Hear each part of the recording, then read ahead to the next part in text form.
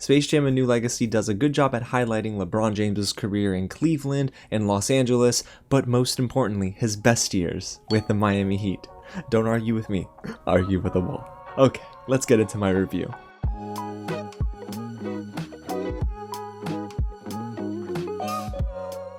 What's going on, you guys? James here with another real review, and I'm so excited to sit down and finally talk about this one, guys. Space Jam: A New Legacy. A huge thank you to Warner Brothers for giving us the chance to watch this in person. This was the most packed advanced screening I have attended in the pandemic era, but boy was this one a treat to see on the big screen. It releases July 16th in theaters and on HBO Max, and is directed by Malcolm D. Lee and starring LeBron James, Don Cheadle, and Zendaya. Now, even though this is a sequel technically to the 96 Space Jam with Michael Jordan, it's not a direct sequel, so if you missed the first one, you can hop right into A New Legacy with no issues. Space Jam: A New Legacy is about a rogue artificial intelligence named Algorithm who kidnaps the son of NBA superstar LeBron James, who then has to work with Bugs Bunny and the Toon Squad to win a basketball game and hopefully save his son and the world. Well, that part was actually a little bit over-exaggerated, but for the most part he is doing this to save his son and family. But hey, before we get into what works in this movie and what doesn't work, if it is your first time here at the channel, guys, welcome to Real James, where we talk about movies really like this all the time, so you're not going to want to miss out. Go ahead and hit the big red button below, subscribe to the channel, and tap on that bell, y'all, and help us get to 5,000 subscribers, and hit that thumbs up button if you are a big fan of the first Space Jam. And if you've seen this movie, guys, let me know down below in the comments what you thought of A New Legacy. Let's have a conversation about it, because there are some things that work here and things that don't, but you know what? Let's stay optimistic here and get right into the positives. This movie is flat out fun, you guys. Space Jam was a film that I never expected to see a sequel of, but you know what? I figured, okay, that film spoke to so many kids, especially me growing up in the 90s, and Space Jam: A New Legacy is speaking to a new generation. Director Malcolm D. Lee and his crew understood who the film was pandering to, most millennials and Gen Zers. And yes, there are enough callbacks to the original and tons of Easter eggs that'll satisfy fans of all ages, but for the most part, this movie succeeds in really catering to its audience. I also appreciated the self-aware script that did make fun of LeBron and pad his ego at the same time. There was a good mixture there. Basically, it kept him humble, but it was very similar to what they did with Michael Jordan in the first film. And for the 90s, Space Jam had a great soundtrack. In here, A New Legacy also has a good soundtrack that is arguably better. And maybe that's because most of the songs are a little bit groovier and they fit outside of the movie compared to the first film. But man, that song, My Guy by Leon Bridges, is the best song on the entire soundtrack. And even though we don't really hear it too often, we hear more of We Win by Kirk Franklin and Lil Baby, I still think that this soundtrack is really solid, so it's going to be a good and enjoyable experience for many people. But outside of that general praise, guys, let's get into the story, because the story itself is much more complete than the first film. One of my biggest issues with the first Space Jam is that it doesn't really have a very interesting story. It hardly has a beginning, middle, and end. It's just a movie made up of moments. But with A New Legacy, I noticed that there's a sweet message here for kids and families. It's okay to do you and be yourself while also having fun. Most of the film is centering around LeBron James trying to figure out how to be a fun father again and not push his dreams onto his kids. See, that's the thing that's really important here and what families I think will gravitate towards, but I think kids will relate to this message too. And I noticed a lot of kids were a fan of Cedric Joe's performance, who plays LeBron's son Dom, and for the most part it really was heartwarming to see how everything played out. Oh, and those Toon Squad jerseys, guys, fire. I'm trying to wait on the restock from Nike. Come on, y'all, pick up your game. Alrighty, guys, so let's get now into the acting, which is actually really decent. Listen, y'all, rewatching Space Jam before our screening helped temper my expectations, because Michael Jordan was awful in the first movie, and here LeBron James is better? But not by much, you guys, and honestly, he's not an actor by trade, so I gotta give him some credit, right, and cut him some slack. He at least is a bit more expressive in this movie. But it's when he links up with the Looney Tunes that the film becomes a little bit more bearable in terms of his acting.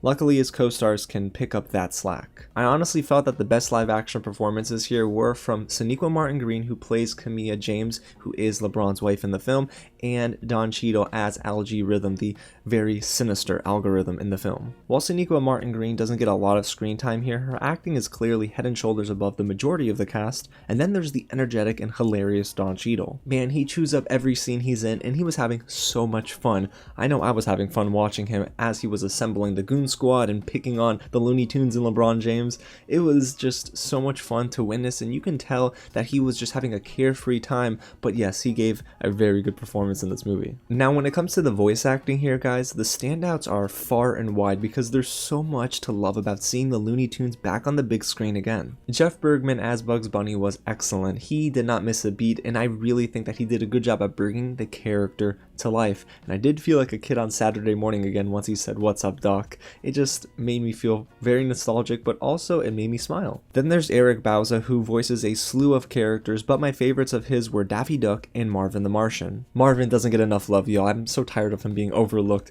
but honestly, I do think Eric Bauza does a great job at balancing all of these voices and just adding a lot of flavor to this film. And then there's the one member of the Toon Squad that everyone was looking out for, Lola Bunny. Director Michael Dealey already has stated in interviews, and we've seen it in trailers, he's not going to hypersexualize this character like Lola was in the '96 Space Jam, and you know what? I actually think the character was better for it. Zendaya voicing Lola was amazing, and she fit in perfectly with the rest of the cast. If anything, Lola gets one of the absolute best moments in the film. And it just so happens to be how we're introduced to Lola Bunny in A New Legacy. When you see it, I think you will absolutely enjoy it, especially if you're a fan of the character she's working with. So I think that this is something so special, and Zendaya did an amazing job because I heard a lot of the chatter, but I think a lot of those haters will probably be a little bit silent after her performance. And I wish we had time to go down the list, but guys, I love the entire voice cast, and honestly,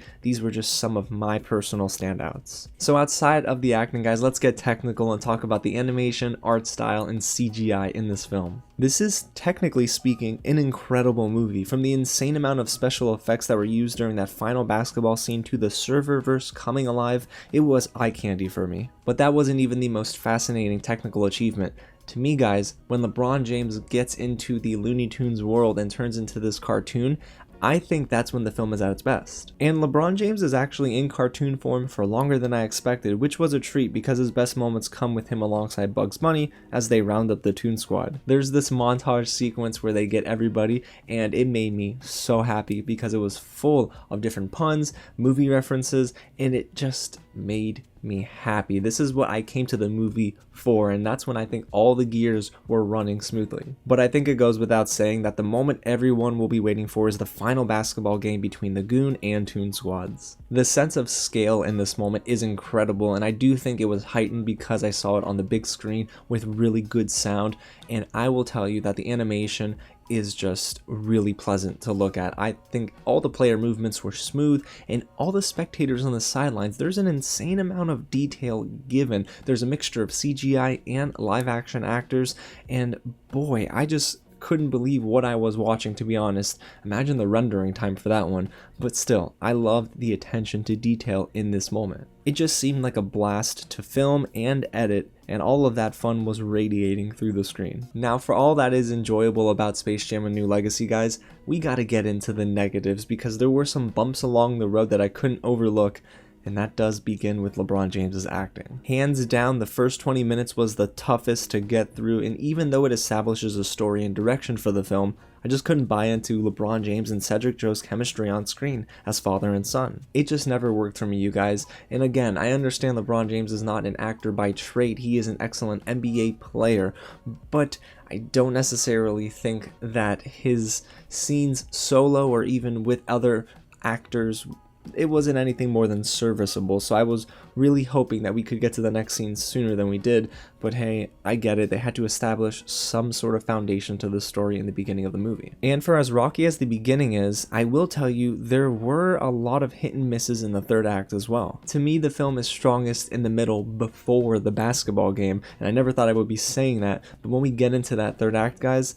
the film suffers. There are several misfires here, y'all, one of which is the pacing, because the basketball game looks beautiful, sure, but it almost feels like it is never ending. It just goes on and on and on, as if the film understands the movie won't survive after this basketball scene, and honestly, it probably made the right call because we get 5 minutes before end credits after the basketball scene, and it's not anything to write home about, to be honest with you. So I think the movie understood that people are coming for the basketball game, so let's make that the longest act in in the entire movie. And it's during this moment where we do get some really bad voice acting from other athletes that make their way into the film. I love the guest appearances here, and I won't tell you who it is outside of what you probably have already seen in the trailers with Anthony Davis and Diana Taurasi, but there are some other stars here, and I just don't think they fit the bill, and they don't make the Goon Squad feel villainous. If anything, Don Cheadle was the most villainous member of the Goon Squad, and he was on the sideline for most of the game. And for as much as I was chuckling and smiling in the middle of the movie, guys,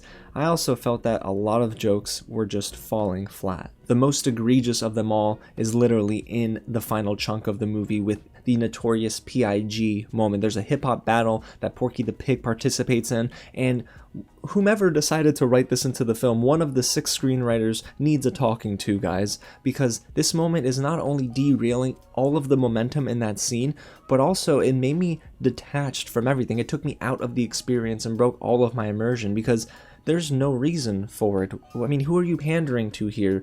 Notorious B.I.G. is a great rapper, yes, but did we need this scene? And the answer is no. But still, for all of the missed jokes and bad line delivery, the movie at least does a better job at being written for millennial and Gen Zers compared to other films before it. It's not as awkward hearing Don Cheadle say turn up in this movie compared to how some other films really do a bad job at pandering to millennials and Gen Zers. But overall, you guys, Space Jam: A New Legacy is a good sequel, and hey, I might have enjoyed it even a little bit better than the first film. And the reason I say that is because there's just much more to chew on here in terms of animation. The Looney Tunes get a lot of shine, and I love exactly how it plays with each art style. The story is also much more complete here, and I think that's the one thing that I'm kind of latching onto here when comparing the two films. The story is more heartfelt. I love the character arc for Dom and how he had to learn how to kind of speak up and tell his father that he didn't want to live out his father's dream. Instead, he wanted to live out his own dream. And I do love the sense of scale in this movie. Even though it's less about LeBron linking up with the Looney Tunes,